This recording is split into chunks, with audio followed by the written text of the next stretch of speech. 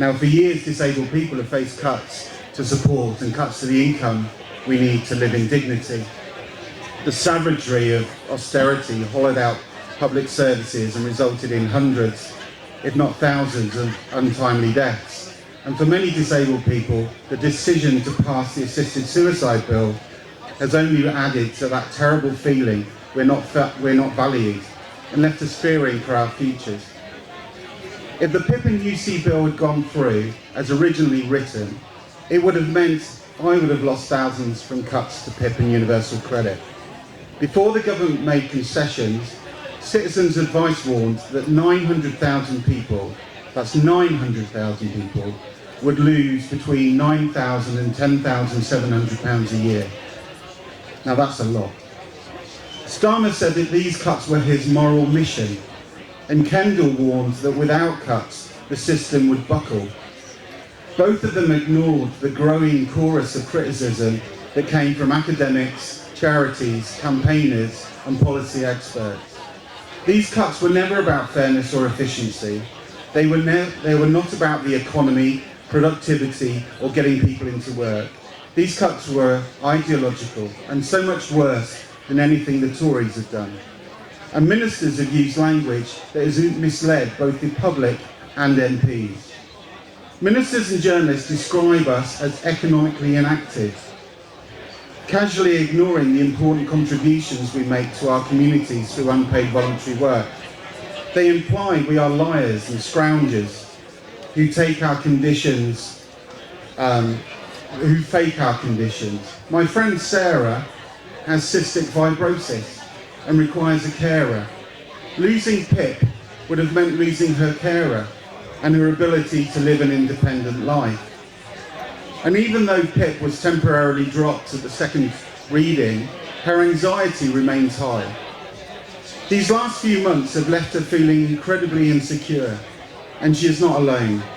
The climb down from the government to buy votes with promises of co-production has not left us feeling reassured. We do not trust the government, and after it has behaved so dishonestly, and we must not forget the huge universal credit cuts that remain for new claimants. It makes a mockery of any claims that the government makes they are protecting vulnerable people. The frustration about this whole thing is that it all could have been done and handled so much differently. There are issues that need to be addressed, and disabled people are keen to help make those positive changes. However, it doesn't start with huge benefit cuts, cuts that have left us feeling frightened and in some cases suicidal. We need to look at the role of employers and the lack of support and training we receive. We need to tackle the disability pay gap. We need to look at how disabled people get to work when so often we cannot use public transport. We need to change the Access to Work scheme so people are not left waiting ages, sometimes years, for support. We need to look at the way that DWP operates and how it treats both its employees and claimants. The DWP must be held accountable for the claimant deaths. People like Jodie Whiting, who took her own life after the DWP cut her ESA. We need to look at job centres that now send you to Citizens Advice or a food bank when you need help, rather than help you themselves. Both are not fit for purpose, despite the efforts of many of its staff. We need to stop blaming disabled people for not being able to overcome the many barriers that society puts in front of us to participate fairly and equally.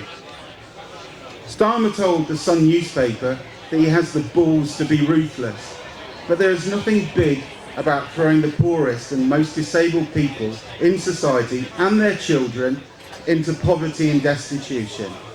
There is nothing cool about choosing war over welfare. What the local election showed us is their policies have pushed people towards reform, which makes it even more urgent that we build a united and strong resistance that is based on principles of fairness and solidarity. There is a huge fear out there, so it's up to us all of us, to ramp up the pressure. DPAC will continue to organise locally and nationally. This, however, is not just a disability issue. This is a class issue, and we urge everyone here to join us to fight against these cuts. Thank you.